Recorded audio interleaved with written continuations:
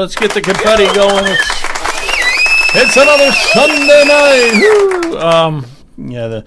And Memorial Day tomorrow, too. So let's see who's out there tonight. Brian, how you doing, man? Good to see you. Hi, Joe. Welcome to everyone joining our podcast. We appreciate it very much. Leonard, you made the grade tonight. I'm here. Good to see you. Hey, Leonard.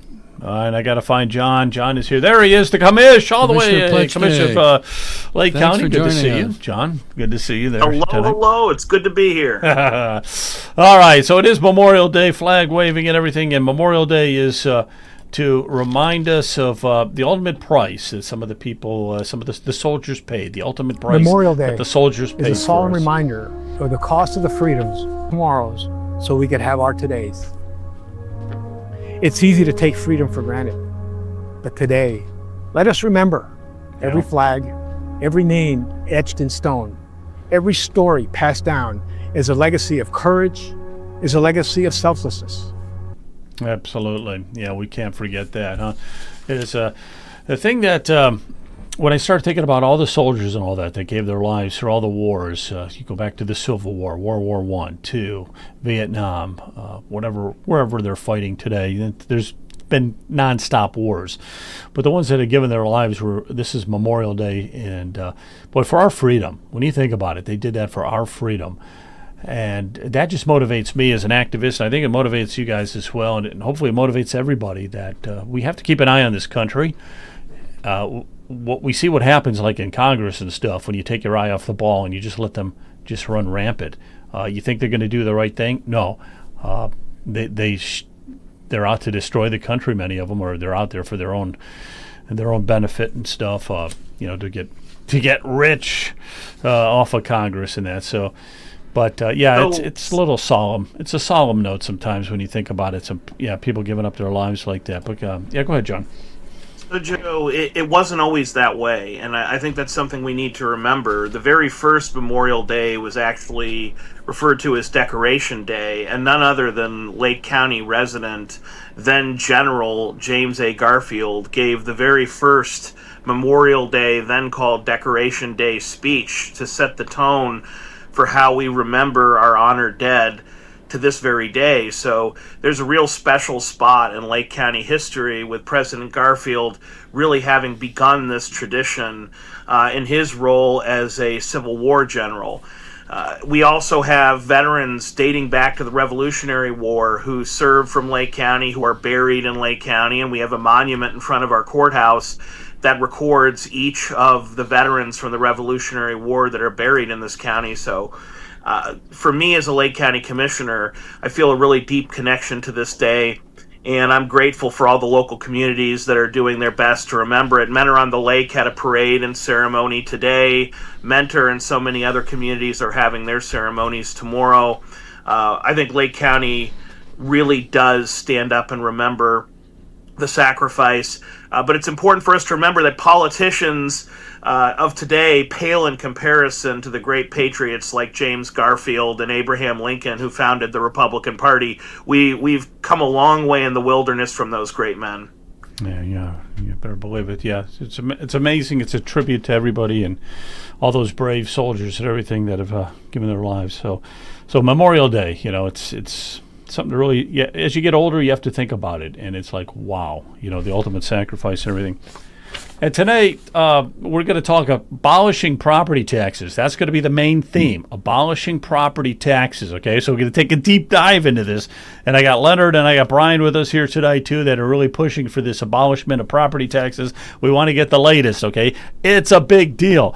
It's a big deal. But there's something else. I just want to play this here for a second because this kind of caught my attention in Cuyahoga County. It's a new effort to reduce violence in Cuyahoga County. County Executive Chris Renane announced plans to create an Office of Violence Prevention this month. Okay, it's an Office of Violence Protection. That's what they are going to use our tax dollars for now in Cuyahoga County. Sarah, how will this office work and what will it do? Katie, the goal is to help keep kids out of trouble by giving them a safe place to go.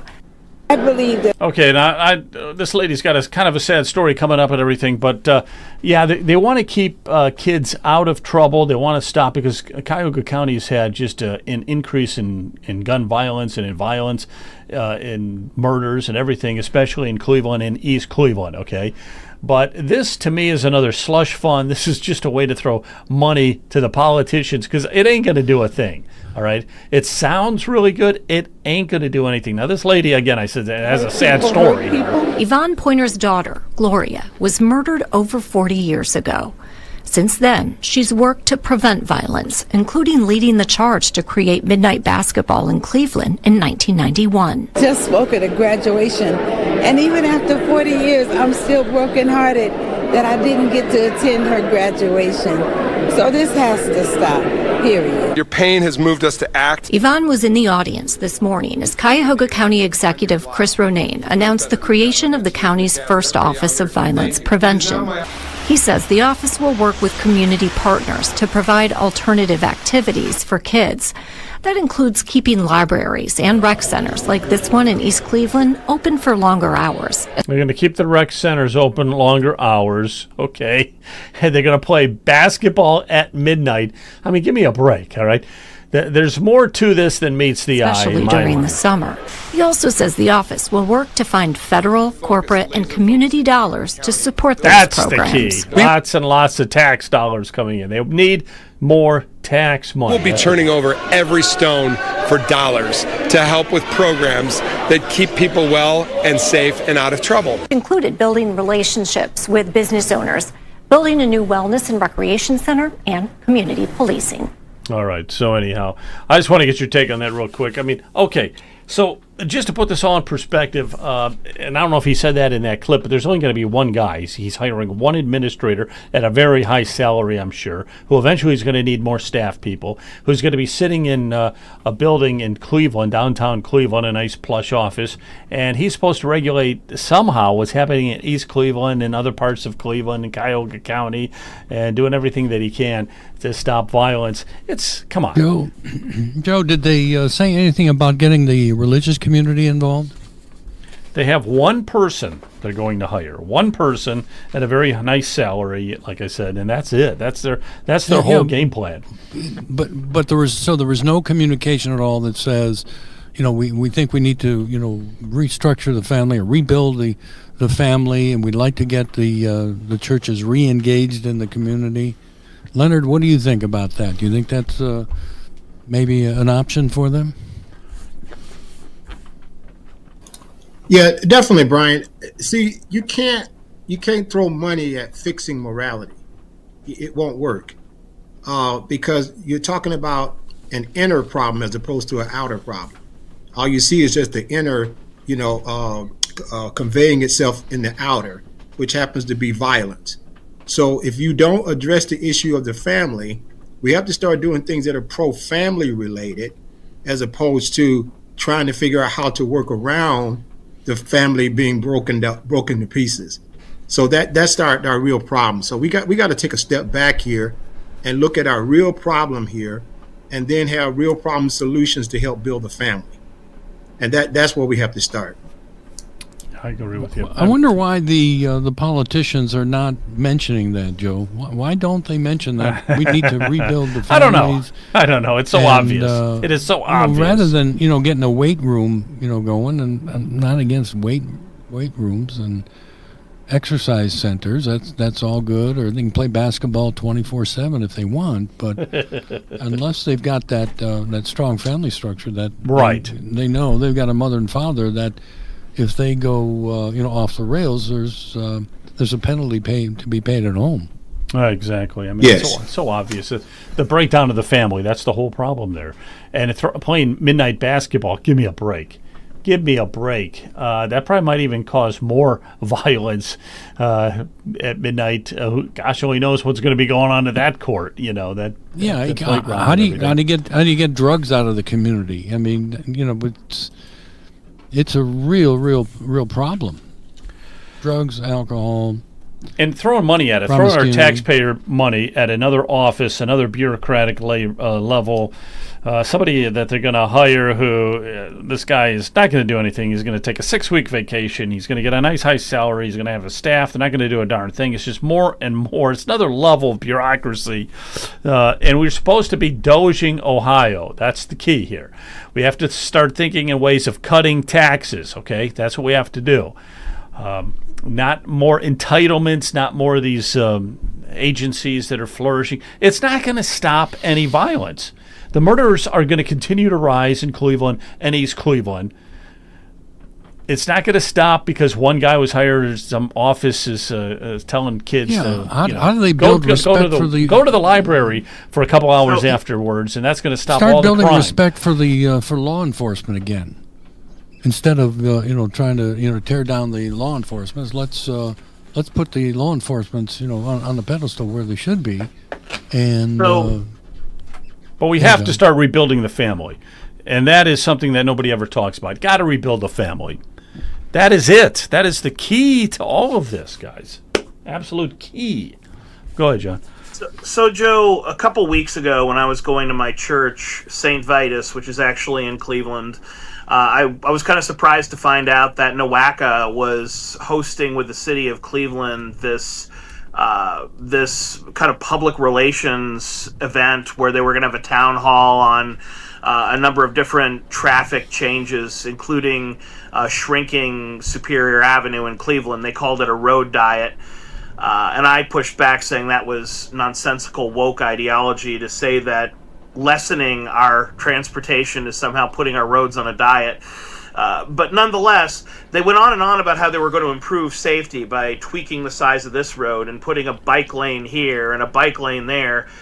And I said, listen, we all know that the only way you're going to increase safety in the short term is if you hire more police officers. And Cleveland is doing the opposite. No one wants to work in Cleveland. They can't even hire people anymore. No one's going to the police academy. So they're actually forced to put less and less police officers on the street. And you're seeing safety decline. That's the short-term way that you increase or you decrease safety. It depends on how many police you have on the street. But Leonard's absolutely right. In the long term, it comes down to having good neighbors with good morals and good character. I jokingly thought, as Chris Ronayne was saying, we're going to send the kids somewhere safe, he meant let's send them to Lake County where they'll be safe because we know they take care of people out there. But the problem is, you can send someone with drug problems or violence issues to Lake County, to Alaska, to Australia. They're still going to have those issues no matter where you send them, whether they have a free basketball court or not. That person has problems that need to be resolved. And those problems are fundamentally, as Leonard says, internal problems of morality and character. And it takes a lifetime to build character. It takes a lifetime to fix it. There is no government agency, there is no way of spending money in a day or a month or a year that's going to change this long-term problem. We have to get off our high horse. We have to admit liberalism completely failed. And we have to say it's time to go back to basics and tradition. And yeah, you should be court ordering every one of these kids to go to church. I don't even care which one. Just force them to go somewhere. They'll learn from it. Yeah. And I'm just going to say one other thing. We're going to get to the whole property tax thing here in just a minute, but talking about this issue here, I mean, if you were to take kids, any kids, you could take my kids and put them in East Cleveland. And East Cleveland, come on, it's got the highest violence and everything in the state. So if they were to grow up in East Cleveland, they'd probably be problem kids. They'd probably be committing crimes and stuff like that. That's what I'm saying. The environment is horrible. Okay, so you're putting kids in a horrible environment.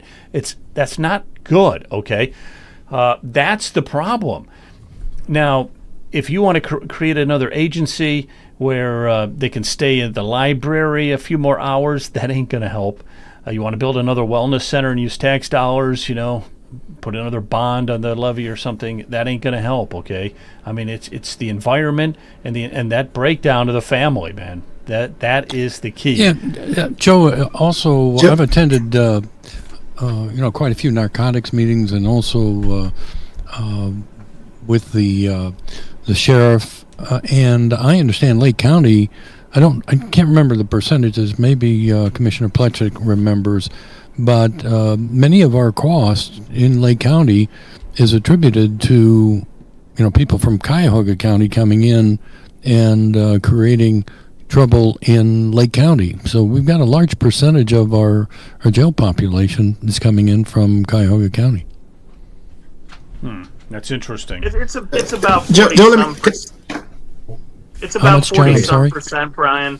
When you include everyone outside of Lake, I think it's something like 49% are from out of the county, and about 40 some percent, a strong majority of that, are Cuyahoga County residents who cross the border and commit crimes mostly on the west side of Lake County. So yeah, there's a very substantial tax that Lake County residents ultimately pay as a result of Cuyahoga County residents coming over and committing crimes, because state law provides that the county who charges the individual with the crime is responsible for paying for their incarceration, not the county where they're from. And I frankly think that's unfair.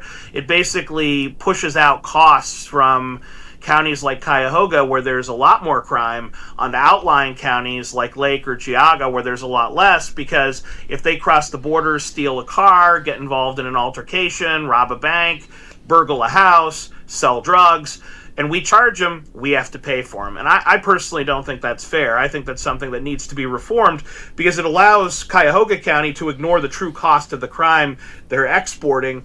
And when they fire police or they don't bring enough police onto their force, I don't think they fully appreciate the damage that's being done, because it's not just crime in Cuyahoga County, it's crime that's being exported to other counties as well. Yeah, the other thing that I remember, Joe, was going to the correction board meeting.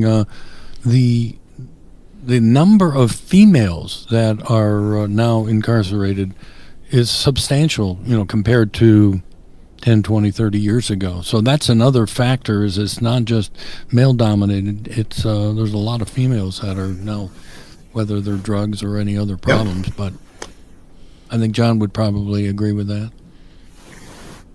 By the way, I just want to add something. I want to add something here, because when people ask me what do I mean about rehabilitation or reforming the family, let me give you a good example. I grew up in the inner city, and we had some bad characters. I was one of them. All right. Now, when we got in trouble, we were going around just creating mischief, burglarizing, doing all kind of damage. So when we got caught, they didn't send us to juvenile. You know what they did? They put us on construction sites, and we had to work. Now, here's what happened. We had to pay that money back to the state for the damage that we created. But at the same time, what I didn't realize was, as I was learning on the construction site, I was picking up skills. During the time I learned on the construction site, I actually went out and said, hey, wait a minute, I can start my own business. So I went out and started promoting myself to say, hey, guess what? I know how to paint. I know how to do this. And people started hiring me. And before you know it, I'm using that to continue building my other skills and earning money to get my way to college. So I'm saying this is the reality of how you should work with people to build them up, instead of just throwing them and incarcerating them and just say, we're going to, put you in jail, or, try to find ways to punish you. We're going to actually try to find ways to help you integrate yourself into society. And this is what I mean by actively changing and reforming the family, because once you impact my character, then I'm going to go and tell someone else, look, you don't have to do this. I can help you. You see how then it fuels itself without government involvement.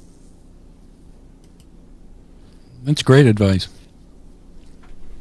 Okay. It absolutely is. And frankly, you're seeing the criminal justice system trying to catch up to what Leonard is preaching. They're trying to find ways to reintegrate inmates into society when they leave the jail. It's a shame that we didn't have that focus earlier on, but to Brian's earlier point about women being incarcerated, he's absolutely right that if you were to go back 30, 40 years, back when the current jail was first opened, there were next to no women in the Lake County Jail, next to none. And that's true statewide, nationwide. But today, maybe about a fourth, a third, you're seeing a pretty substantial percentage. And people don't realize that actually really raises the cost of incarceration dramatically, because In some cases, you can double bunk. You can put two people in one cell, but you can't put a man with a woman, and you can't put a kid with an adult, and you can't put an MS-13 gang member with a rival gang. We're facing a situation where double bunking is nigh on impossible, and you often have to isolate certain people for their own protection. And all of that means it takes a lot more space to house a lot fewer inmates in a safe way, which, guess what? More cost for the taxpayer to pick up. And there's no easy answer to that question. It's just a problem we're dealing with as you're seeing more women commit crimes today than in yesteryear. Well, that is interesting. Yeah, Joe, we should give a shout out to Leonard and I were involved with Roger Sustar's Alliance working together, and we brought Bishop Maribel and Lori Robinson, to AWT, where they have a community in Paynesville that AWT, is willing to give them, skill sets that to, perhaps, provide them with a livelihood in the manufacturing sector. So if we could get, more Roger Sustars, in Lake County and surrounding counties, that may be another alternative to just providing, safe spaces. I'm not against safe spaces. It just says that I like Leonard's idea. Let's provide some skill sets so that they can perhaps provide a livelihood for themselves and gets them out of this, drug addicted society that we have. But Brian, here's the fundamental problem. When people compare a hard day's work, manufacturing military grade aircraft components and Mentor, to the perceived glamorous lifestyle of making millions of dollars as a mobster or a drug dealer, they're going to go, why would I be a sucker and work for an hourly wage when I can make millions of dollars? We've glamorized this criminal lifestyle from TV, to, frankly, the local communities. And we say, you're a sucker if you work for the man. You're a sucker if you work for the big corporation. You're never going to make it big. You're never going to be rich. And you know what? I got to be honest on that point. The truth is, most people, myself included, are never going to be rich. It doesn't matter how hard you work. The problem is you're not going to get rich being a drug dealer either. And if you do get rich as a drug dealer, your odds of being killed or going to jail go up exponentially. So I think you're probably better off as a poor drug dealer than a rich drug dealer, because if you're too successful, you're pretty much writing your own death warrant. But we've glamorized crime. We've glamorized refusing to participate in society or take responsibility. And so when kids are told you can get a free education at AWT, you can walk right into a manufacturing job where you're going to make 50, 60, 70, 80,000 a year as you progress, they say, well, I can make millions selling drugs and I don't have to study at all. Why would I do that? We have to answer that critique. We have to really show kids the road to perdition is very wide and there is no coming back. Well, yeah, I think you're right, but most of those kids, none of those kids are going to be making it big. They're going to sell drugs, they're going to get caught, they're going to get incarcerated, and then once they get a record, what's the chances of them actually getting a job after that? It's really hard, right? If you get a record, if you've been incarcerated for a while, you're not going to be able to find a job. So if you go to jail for a year, you're back out in the street, what are you going to do? Sell the drugs or whatever, steal until you get caught again. Yeah, there were, Joe, we were involved again in Paynesville where there was a statewide movement to seal the records of some of these individuals that had felony, charges. With felony charges, they can't get a job. So it's a one strike and you're out of the system. So they were trying to provide a way that they can seal records and these people maybe have a second chance if they have some skill sets. But as John said, they have to want to break out of the mold of this criminal enterprise that seems to be rampant, through our society. I got you. People are taking the easy path, Joe. You're seeing this over and over again. People are taking the easy path. And it's part of the reason why you see so many kids live at home with their parents.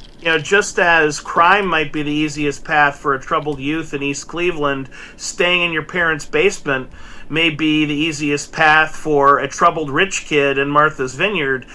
they're different problems, but they have a similar strain, which is a laziness and unwillingness to invest in the future, to take a little bit of hard work and pain today for much better life in the future. And to some extent, that is the fault of the individual, but to some extent, it's the fault of us as a society that glamorizes short-term gain, that celebrates people who get lucky, who win the lottery, who are the drug dealer that gets away with it, the mythical person, the exception to the rule, as opposed to celebrating the guy who works damn hard his whole life, supports his family, supports his church, supports his community. And no, he's not rich, he's not on TV, but those are the folks that built this country. This country doesn't exist because of one or two people. It exists because millions and millions of people made sacrifices in the military, in the factory, in the coal mine, that built our society, and we are the beneficiaries of that today. And we should be celebrating the ordinary Jane and Joe who make it work, not just made it work, make it work today, not the people who got super lucky and super rich, particularly the shysters. Yeah, but today we celebrate Kim Kardashian before we celebrate somebody who's building the jet that houses the soldier that protects this country. We've got it backwards. Yeah. Well,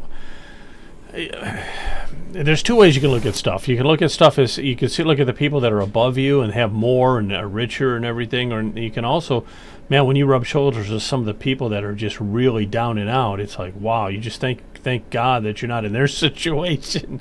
I mean, I've come across both sides of it, but you're right. Build a virtue, just be a good person, build your virtue and everything like that, raise your kids and stuff like that. Yeah, well, Joe, just this past week, I happened to meet with a gentleman out in Ashtabula County. He's living off the grid. But the reason that he contacted me was he said, I've been here 40-some years, and I can no longer pay my property taxes. My taxes, I'm living on less than $20,000 a year, and he's an artist, an incredible artist, but that's up and down as far as income coming in. Then the politicians create these insane property taxes that he can't afford anymore. So it's impacting. Let me play a cut here. See if we recognize this guy. Only now that the taxes have gotten so high that folks literally can't afford them are they waking up and calling for help.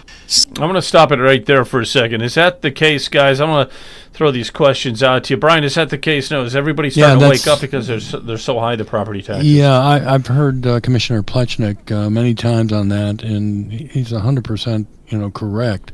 We're on the wrong path, and we say that any tax causing a citizen to become homeless is immoral, and that's, again, we're trying to live by the biblical commandment of love thy neighbor. It's a commandment, and we're not happy when we see these property taxes pricing 80-year-old widows and people that have been living in the home for 40+ years. They raised their family, and they can no longer afford the taxes, and it really is a shame. And the politicians should be really embarrassed that they haven't done anything over the years. They've just pushed it, keep pushing it down the block. Government's not paying the bills. Government doesn't afford anything. We're the ones paying, and we're telling you. We're not asking, we're telling you we can't afford it anymore. And I'm not really concerned with what you have to cut or what hard times your government agency is going to go through. Government is supposed to sacrifice for and serve the people, not the other way around. John, do you still agree with those statements that you made? I hope so. Oh, yes, I agree with myself. but in all seriousness, Joe, when people say, how can we afford to cut taxes? I always push back forcefully in saying you're asking the wrong question. It's not about how government can afford to cut. We should always be asking, how can the taxpayers continue to afford this incredible amount of taxes that we collect from them in Ohio? We are one of the highest tax states in the country. By property taxes, we're the 8th highest in the US of A. This is not as though we're run of the mill, we're operating efficiently, we're below average. We are at the top. We are asking a lot from our residents and our neighbors in taxes. So number one, the question is wrong. You shouldn't be starting with how can government afford a cut. You should ask how can residents and neighbors afford to pay the tax. That's number one. Number two, in terms of how we should make up the difference in a government budget, our default should always be cutting waste because there is so much fat to cut. And we know that the vast majority of property taxes, 60% plus, goes to public schools. We know that public schools in Ohio are drastically overfunded. It's not that teachers are overpaid. It's not that students are riding on gold buses and diamond paved streets. The reason why we're wasting so much money in public schools, everyone knows it, is number one, we have way too many way overpaid administrators, and number two, we've gone bonkers on the buildings. You do not need to put students in a college level, a university level building for them to learn. It does not contribute meaningfully to their overall experience or performance. We've just gone bonkers on those two ends. Too many administrators, too many overpriced buildings. It is pricing the public schools out of the market. We've got to cut that back. You got to sell the schools, you got to fire the administrators, and you got to go back to the fundamentals. Teachers, discipline, and students. It shouldn't be teachers, administrators, and students. It should be teachers, discipline, and students. With those three things, you'll have much better schools. Now, there are those like Leonard who would say, there shouldn't be public schools in the first place. I have no obligation to pay for another person's child to go to school. I think I'm being rather generous in saying, let's run public schools more efficiently, and let's look at other states for how they've saved money. When people say, well, give me one reform that could save money today, save millions of dollars, I can immediately spit back because we have so much fat to cut. Just follow the path, follow the Southern strategy in public schools of making every county its own school district. One superintendent, one school board, done. You implement that reform in Ohio, you take hundreds and hundreds of school districts down to 88, you save hundreds of millions of dollars in one fell swoop, and that's just one quick reform. There's so much more that can be done. There's a lot that could be done. Not sure it's going to get done. I'm not sure that anybody's going to push to get it done, which is, Brian, I think that's why you, Leonard, and others, and John has also been involved in stuff too. You're trying to push to abolish the property taxes completely here in Ohio. So what's the status with that? Can you give us an update? Yeah, sure. First of all, we did send our petition to the Attorney General, Dave Yost. He did approve the petition. He sent it to the ballot board. It's run by the Secretary of State, Mr. LaRose. Leonard and John Mara and myself went down to the ballot board. It was about a 20-minute meeting. It wasn't, and John Mara spoke. I said a few words, and they approved the constitutional amendment. So with the approval from the Attorney General and the Secretary of State, we started moving forward to collect signatures. We need 413,000 signatures of registered voters from at least 44 of the 88 counties in Ohio, and there's a minimum number of signatures that you have to receive in those 44 counties. We've set up the procedures, for disseminating the petition packages. It's an 8-page package that we'll send to what we call circulators. Those are the people that will actually collect the signature of the registered voters. They send it back to our processing center here in Concord, and we will process those, add up all the signatures. If we have until July 2nd to, collect the 413,000 signatures and to get it on the November ballot. If we are not successful in getting that many signatures by July 2nd, and we recognize that's a heavy lift, we can continue collecting signatures for the May ballot, and it's about 125 days before the May election is when we have to have the signatures to the Attorney General. And if we don't get it on May, we're going to work to get it on the November 2026. We're not going to go away. I think many of the politicians at the state level are thinking, well, they're just a group of citizens that will, give up. We're not giving up because we believe that home ownership is the foundation of our freedom and liberty. Many people do not understand that.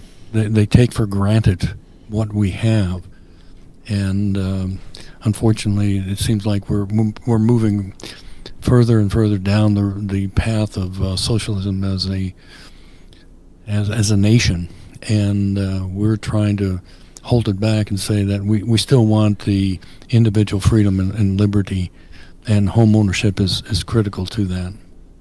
Brian, is there a website? Do you guys have a website to go to get information? Yeah, I'm going to turn that over to Leonard. Leonard's been working with our couple people on our committee on that.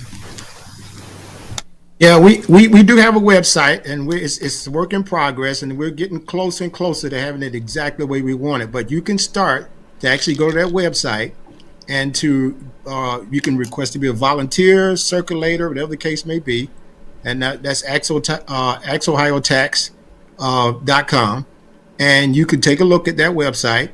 We're going to have frequently answered questions, about replacement, some of the things that John talked about, ideas to consider and things like that, to let people know we're not just going to pull the rug and say we're done with it. We do have things they can consider, but if you don't force them to consider that, then guess what? You're going to have the same thing rolling over and over and over again. So it's going to be a work in progress. And as Brian stated, we're not going away because I'm in this for life. And I'm convinced that even if something were to happen to me, that God will provide someone to pick the ball up and run with it, because now there's too much momentum out there, and it's not going to die. I can promise you that. And one thing I wanted to make clear with Mr. Plesnick, just so you understand my position on the education, I have a problem with what you call public education. What I have a problem with is government control education, because what happens when the government is in control, what happens typically is that now you try to create commonality, or what they call like common schools. And we all are created differently, so the marketplace is going to be different. Now, my question, basically the comment I want to make to what you're saying about the reality of the cost of an education, that needs to be addressed, because I can tell you, if you're telling me you're spending $12,000 a year, I'm going to go lowball, say $12,000, I'll say even $10,000 a year to educate a child. I didn't pay that kind of money for a 10-year period to educate two kids, both engineers, and we spent maybe $7,000 over 10 years. So that tells me, as you stated, what are we focusing on here? So now you have to create some competition in that marketplace also, because the marketplace works in education too, free market education. So all I'm saying is that you're right about the efficiency and cutting waste. That needs to happen. And when that happens, then hopefully, like you said, it will get to a degree where it's under control, and then government involvement will start to be reduced. And then now you got what you call a free market education system. Let me jump in here. Joe, I do have something to to address on the taxes. Mm-hmm. Invariably the first question that we get is, well, Brian, how are you going to replace all the money that? Okay, that's what I was just going to ask you. $22 billion, Brian. $22 billion. How are you going to replace that? Yeah. It's interesting that they come to the average citizen and say, you must solve our problems. It's and we always thought that was the role of the state legislators, the senators and the representatives. But the other question that we get is, from townships. I live in a township here, Concord Township, and there are many other townships, in the state, and they survive on the property taxes. So I'm asked by the administrator of Concord, and I said, well, Brian, how am I going to pay for the police, fire, roads, and bridges? And I said, well, send me a bill. I said, I'll pay for the services that I use. And but you can't tie anything to my home. And I also wonder, well, why should I pay something different for fire service because of the valuation of my home? That does not seem fair, like a fair way to assess, payment for fire services. Why don't we So- all just so pay the Brian- same? Every house pay the same for fire services or EMS. Same thing with. Brian and I have had this conversation back and forth many times, and he says to me, John, why do I get so much pushback when I suggest quid pro quo taxation? And that's what, putting on my tax professor hat, that's what a scholar would refer to this type of taxation. If you send me a bill for the government services that I use, we call that quid pro quo taxation. You pay for what you use. And the reason why local governments, frankly, are so afraid of quid pro quo taxation is they don't want to show you the true cost of the services. They don't want to tell you that your share of fire service was $3,000 this year, police service was $5,000, administrative overhead was another $4,000. They don't want to show you those numbers because then you're going to come back and go, how could it be that much? Isn't there a more efficient way to do this? Couldn't we save money? Because it can't cost that much. I didn't even call 911 one time. So why would my share of the services be that high?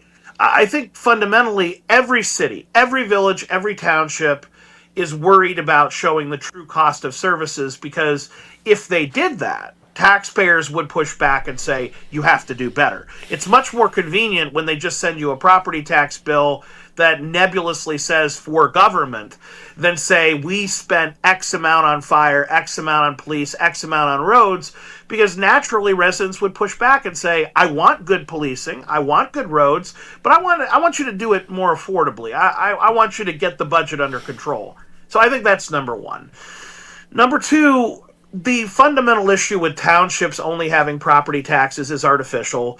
We should not be treating townships differently from villages or from cities. That makes absolutely no sense. As a society, as a state, we should decide how do we fund our municipalities, and they should all be on equal footing. Just because Brian lives in Concord, which is a township, doesn't mean he should be treated differently from John, who lives in Willoughby Hills, or John Mara, Mayor Mara, who's in Timberlake Village. Whether you're in a village, a city, or a township, the tax system should be the same. And frankly, the state has been planning to fix this for decades and decades. They never have. Put this in the column of things we all know is a problem, and our state reps and senators just have failed to address it. I got you. Good comment. Yeah, good comment. Okay, Yeah, so nice let's job, talk. John. Yeah, let's talk about this for a minute. If I'm going to look at this from the perspective of a citizen, okay? So the person, they're going to say, how are we going to come up with the $22 billion? Now, I know it's really not our job to come up with the $22 billion. It's our job to abolish the property taxes and then let the state legislators figure out a way to do it. But I think it's helpful in order to get this passed and to get the signatures to have a little bit of an idea or a little dialogue about some of the ways that the $22 billion could be collected, okay? So if we're not tying it to the property, there's a couple other areas. I guess sales tax. We would have to increase sales tax. Boo! I want to know what you guys think about that. We don't need to increase taxes. We need to cut spending. Okay, Yes, that was there going to you be my go. second. That was going to be my second agenda. spending. We can cut some spending, and I wanted to particularly talk about Medicaid because that is a huge waste, fraud, and abuse item. But let's just talk about, for the moment, ways that we could generate more revenue other than property taxes. Does anybody have any ideas on that? Yeah, Joe, we did an analysis of if we were to replace the local property taxes for schools, and we funded the schools instead of the local property tax through a consumption or sales tax, it would be in the range of an additional 4.5% to 5%. That was our number. But trying to get that confirmed from the state, not only don't they give you any legal advice, they really don't give you any advice on anything. So they want to keep the average citizen, really pretty dumb on the numbers. So it would have been nice if we'd had our state representatives work with us and try to give us those statistics. We are going to reach out on January 2nd. We are going to meet with Lake County Auditor Chris Galloway and State Representative David Thomas. And if Commissioner Pletchnik can join us, he will be there also. and we're going to talk about this situation and what do they think from their perspective could be done instead of just property taxes. And Joe, we've talked about trying to live stream that for the people through Ohio Political News, and we hope we can do that. That should be a very interesting meeting. Yeah, so shine the light, folks, shine the light, shine the transparency. I want us Live to stream. step back for just a moment and try to think like Ronald Reagan. The Tax Reform Act of 1986 resulted in the greatest economic boom in modern history. And the Tax Cuts and Jobs Act of 2017 propelled our economy under Donald Trump's first term in office.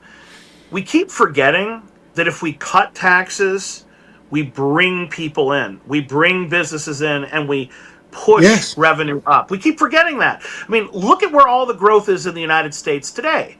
It's in states like Tennessee, Texas, Florida, states with much, much, much lower taxes. They're booming. Their schools are bursting with students. They have more tuition to pay for more expenses than they know what to do with. They have more tax revenue than they know how to spend it.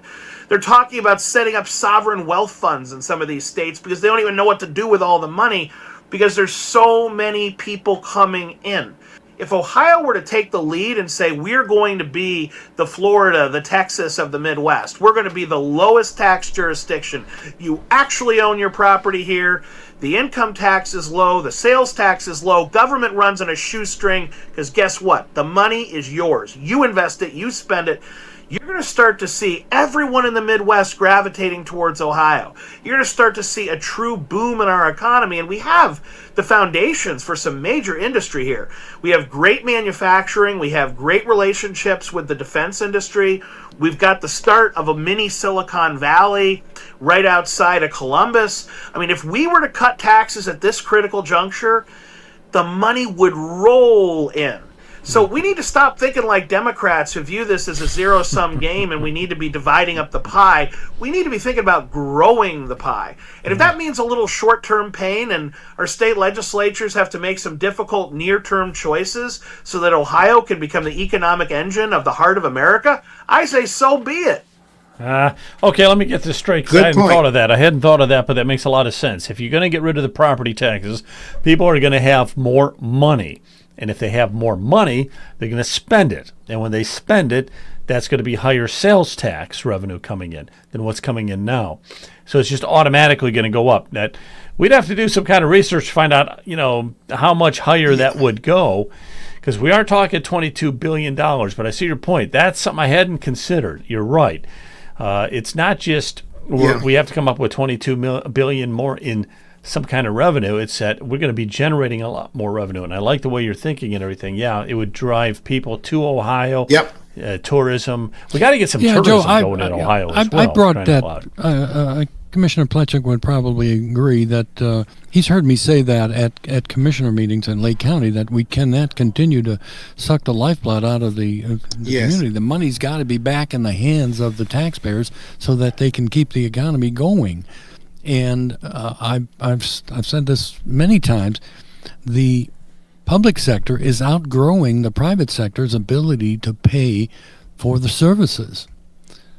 So it is a real challenge. You cannot have these taxing authorities accumulate, massive amounts of money just so that they feel comfortable that they got their bases covered, but they're draining the citizens dry.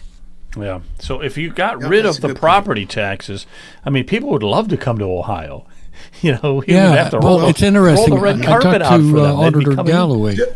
I talked to Auditor Galloway about this, and I said it's interesting. And we keep talking about the Republicans, controlling Ohio. I said Ohio's not in the top 10 of anything other than taxation. He said, well, yes, there is a statement that they use. Ohio is number 1 in aviation and 47th in everything else.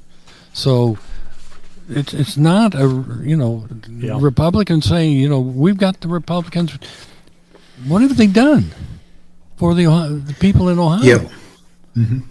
Yeah. No, I hear you. Yeah, you're right, Brian. I hear you. Good point. Okay. Now there is a Senate.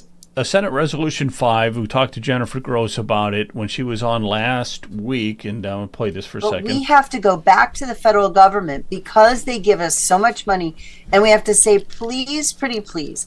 Now, what she's talking about here is this Medicaid work requirement. So they petitioned Congress. They have to petition Congress because Congress pays so much of Ohio's Medicaid. And they had to say, we want to implement work requirements. Okay. You let us put our group 8 people, the people that can work, back to work. We have to ask the federal government. So we have sent that in what we call a waiver, a note to the HHS, a note to the Department of Medicaid at the federal level, and said, we want this waiver, we want to do this. This resolution says, please accept our waiver. Okay. So that's what that is. Now, they're trying to get work requirements for people that are under the age of 55 who are in good health. They got to work 20 hours a week. I don't think that's asking too much. You're under the age of 55, you're in good health, you got to work 20 hours a week or go to school. You can go to school too, or take some classes or whatever. The Democrats, every single Democrat in the Ohio legislature voted against that. It's just common sense. Why do you not want people out working? It's good for them. It builds up self-esteem. You have to develop some kind of skills, etc. Where, this whole mentality that people can just scarf off of the system has got to end. It's got to end. The Democrats want the people to be dependent on them so that they'll continue to vote, for the Democrats. I'm not sure the Republicans are much different, but it's that's what it is. They want a population that's dependent on the government. So I think we need to remember. Path. I think we need to remember that this massive welfare state really began, under FDR, but ultimately Lyndon B. Johnson with his Great Society. And Lyndon Johnson is well known to be arguably the most racist man ever to be president. And that's quite a prize to win. I mean, he hated black people. He hated Hispanic people. But he was a very pragmatic politician, and he wanted their votes. And he was more than free with his tongue in talking to his advisors and fellow congresspeople and senators. If we can create a welfare state and get the poor dependent on us, we will guarantee these people vote for us. Now, he threw in a few racially explicit terms to those statements, so I'm giving you the family-friendly version of President Johnson's statements. He sounds a bit like a KKK wizard if you actually hear everything he says unedited. But his bottom line was, if we can make an entire generation of people dependent on government, they will be afraid to vote for anyone but us. We will have their votes locked in. We'll be in power forever. So the idea of Great Society and the welfare system was not to help the poor. Quite the contrary, it was to take control of the poor, to make them perpetually the serfs and the peasants of government. Johnson was a racist, classist, evil man, and he knew exactly what he was doing. How do we know that? Because he told us. All right, very good. Very good. Yeah. I got some paperwork here on Medicaid fraud. Okay, first of all, the line item for Medicaid, I'm thinking this is a place we can slash waste, fraud, and abuse, okay? Because there's two sides to the pendulum. One is we increase the revenue, but the other way is let's decrease the waste, fraud, and abuse and the taxes that we're collecting, okay? Medicaid is the number one place to go. Now, the line budget for Medicaid is roughly $25 billion a year in Ohio. That's a lot of money, $25 billion. Now, how much of that is waste, fraud, and abuse? The government estimates that it's about $5 billion, close to $5 billion.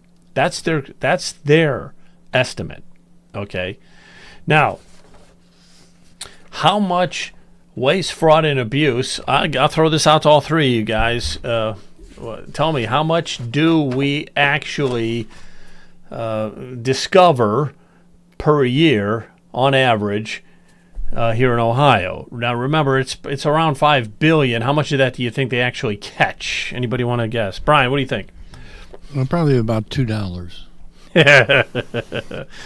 Leonard, what's your guess, man? I'd say about 5% of that. 5%. 5% of what? Of the $5 billion. value Oh, that of the they're $5 bringing in. billion. And I got to Yeah. make me do math. I'm not sure what that number is. Oh no, don't. Don't worry about it. John, what do you think? So I'd say about 10% of the 500 million. So I'm going to go with 10% of the 5 billion. So I'm going to go with about 500 million. I guess Leonard's going with about 250 million, Oh, and okay. Brian's Yeah. going with $2. Yeah. Okay, it's 48 million. Okay, so they're catching about 1%, 1 to 2% or so from what they say, I think. I was too optimistic. Yeah, so 48 million, that's what we're catching. The government catches 48 million. They're estimating there's 5 billion in waste, fraud, and abuse, okay? As far as fraud itself, they estimate 800 million. As far as waste and abuse, they said it could be as high as 4 billion. So, So what happens to these people that they catch defrauding the system? What do they do with them? well, they could get a jail sentence or something, go to jail for a while. I mean, I've never seen that. It doesn't happen often. I don't Is there think, any yeah. perp walks? So people know that if you do this, this is what will happen to you. Probably not. The waste, fraud, and abuse, some of the items here include, because you might be wondering, well, what is it exactly that they're doing that's so fraudulent, okay? And there's several cases here. I won't go through them. But basically, ghost patients, okay? These are patients that don't exist. Or patients that have died. They're still billing for them. Duplicate Hey, testing. if they can still vote, why can't they get medical care? Yeah, that's right. Unnecessary procedures. They bill the government for that. Duplicate tests. Overprescribing of drugs. Very common. Very common. Constantly doing that. These home health services. I guess where the nurse or somebody might go to the house and take care of somebody or do something or do some tests or what. You don't know if they're really doing it. So all of these, the people that are getting busted is, let me give you an example of some of this stuff here. Now, the organization, the Ohio organization doing this, by the way, is called the Medicaid Fraud Control Unit. It's run by the Attorney General's office, and they catch, like I said, 48 million per year, roughly, which is only 1 to 2%. Now, just think if we up that. If it's estimated at 5 billion, it's probably higher. And just think if we got anywhere near that, with better technology, introducing AI technology and stuff, and really catching it. Okay. Here, let's just see. Let's see. This one lady, she inflated hours for health aid services. She billed some services as RN nurses when they were LPNs. She charged for services of dead patients. And see, here's another one here. This guy who got busted, he was billing sometimes up to 20 hours a day for the patient's counseling. So he was putting down that, for Thursday, he counseled a patient for 20 hours. This is so stupid. You would think you'd get caught if you do stuff like this. All they do is they have some kind of an algorithm that flags anomalies in some kind of a pattern, and I don't think it's very efficient. Obviously, it's not very efficient. So if they could come up with a better way of doing that, spending a little bit of money and using the new AI technology and stuff, I think that they could collect, billions. All right. Well, I wonder if we could hire the, Elon Musk's Doge employees. We don't have to hire them, permanent. Just get them over here for a day. Yeah. Yeah, 3 months. We'll pay for 3 months and go through our system. And I'll bet you there's many other departments, in the state that they could go through. I was reading an article. I don't know if you guys saw this article or not, but Mike Davila had put out something. He's a state rep out of Strongsville. I could have swore he put something out saying that he thinks that there's about $6 billion in waste, fraud, and abuse. And I got to look at the. I don't know if you guys heard anything about that or not, but No, I have not. But I want to try to get him on the podcast. So talk to him about that. Anyhow, that's one area that we could be slicing and dicing and stuff. And then if you do get rid of property taxes, the sales, man, people are going to be buying stuff like crazy. I don't, some people pay really high property taxes. Could you imagine having that money, what you would buy, and then the government would have more sales tax revenue, and then they would have to figure out a way. Imagine for a moment how many businesses would want to move operations to Ohio, where they know that they own their property outright. They're not paying property taxes. Now they're hiring more people. There's more income tax revenue. Those people are spending their money. There's even more sales tax revenue. It just builds on itself. And there's no way to predict how high you go, because this is a multivariate analysis. It's not just one change resulting in population and business trends, but we know the trend will be up. And the reality is the states that have done something like this, no other state as of today has abolished property taxes, but states that have dramatically cut their taxes, kept their taxes low, we are seeing exponential growth. And states that have raised their taxes, like Ohio, like New York, like California, are seeing their populations and their revenues plummet. So we know we're on the wrong path right now. This is a step in the right direction. And personally, I wish the state legislature would step in and reform property taxes now. But after years and years of hoping for them to do their job, I feel like Brian, like Leonard, like so many others, the only way things are going to change is if the people change it themselves. And I think there's a chance in reaction to this movement, the state legislature might do the right thing. For the first time, I want to note, there's a proposal in Columbus now. I forget if it was Al Catrona. There's a proposal now in Columbus to give a 50% property tax exemption for seniors. As you know, Joe, I've called for 100% exemption going back to 2023 and before. For years, I've been arguing for this. 50% is obviously not 100%, but we're starting to see the state legislature take our ideas and throw them around and propose bills and start to care.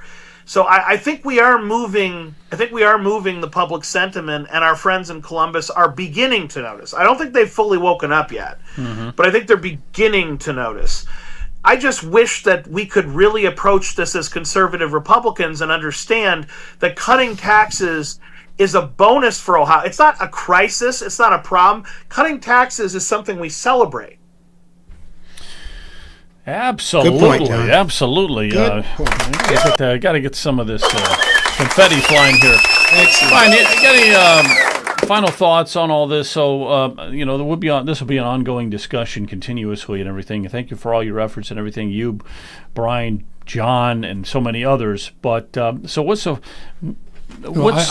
plans going forward here? I have to personally thank Commissioner Plechnik for stepping up and helping this movement. And it is a movement. It is a grassroots initiative. When we were down at the ballot board, they were asking us, what's your, who's paying for all the circulators? And they thought we had, millions and millions of dollars and, the George Soros type, money to make this happen. No, this is a grassroots.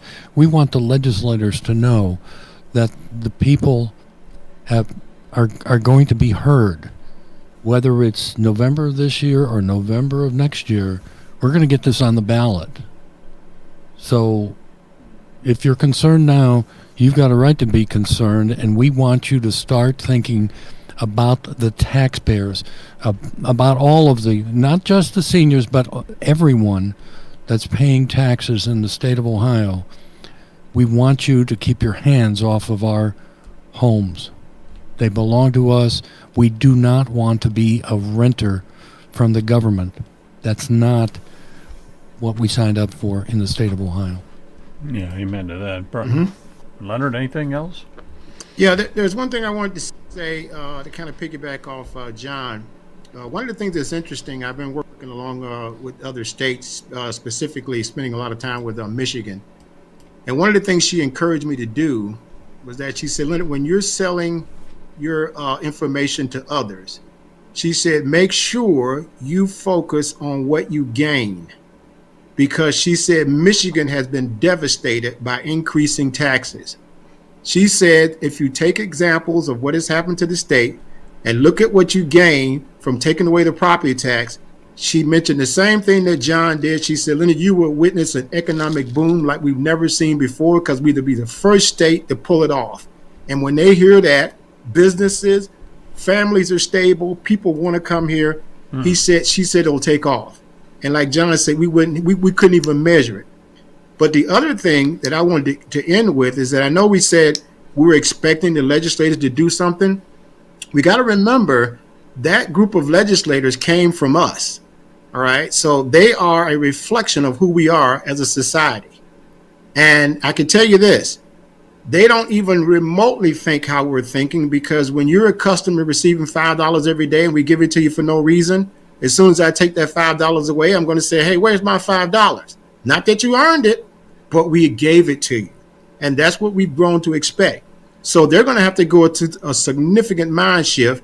And it's not just Republican or Democrat. This is a significant shift for this society. It's a huge shift. And with that being said, I always ask the fundamental question to every legislator when I can never get a straight answer, and that is, what is the role of government? And that ends the discussion. Very good. John, you want to wrap it up tonight? Go ahead. I'll wrap it up by answering Leonard's question. The role of government should be small, should be narrow. It should be doing the things that only we as a society together can do. Strong military, secure borders, and structures and infrastructures that no individual could afford, like roads, bridges, etc. There you go. That's the core function of government. And anything beyond that is a cherry on top, and anything beyond the cherry, government starts to grow out of control. There you go. I'm not here to say that it's evil to have a recreation department in your city, but when I was chair of the Willoughby Hills Recreation Commission, we did everything by volunteer. We didn't spend government money to do a Halloween party or to do an Easter party. We raised money, we volunteered, we made it work as a community, and we had great events. And frankly, that's the way it should be done. We need money for roads and bridges. We need strong borders. We need a military. Beyond that, it becomes very dicey, and government just starts to balloon out like a cancer. And frankly, that's what we're seeing. Ohio is kind of buckling under the weight of this excessive government. And if we can alleviate that weight, if we can become really the Florida, the Texas of the Midwest, Ohio will have so much wealth, will have so much power. We're not going to be talking about budget deficits or how do we afford this or that. We'll have more money than we know what to do with. And that's where we want to be. That's where we need to be. When I hear Vivek, when I hear Bernie Moreno, when I hear Donald Trump talk about Ohio, that's the vision they have for us. It's not, can we replace this tax with that tax? Can we cut taxes on you and raise taxes on him? That's not bold vision. That's not conservative. That's not Republican. And it's not American. We need to cut taxes and cut government dramatically to take our place as the greatest state in the greatest nation in the world. That's what we have to do. We have the time, we have the moment, and with great patriots like Brian and Leonard, I have no doubt we're going to get there. All righty. All right. Well, thank you, guys. Joe. Thank everybody. Thanks, God bless John. you all. Thanks, Joe. Have a nice Memorial Good Day, night. too. Thank you very much. Good night. See ya. All righty. You fucker!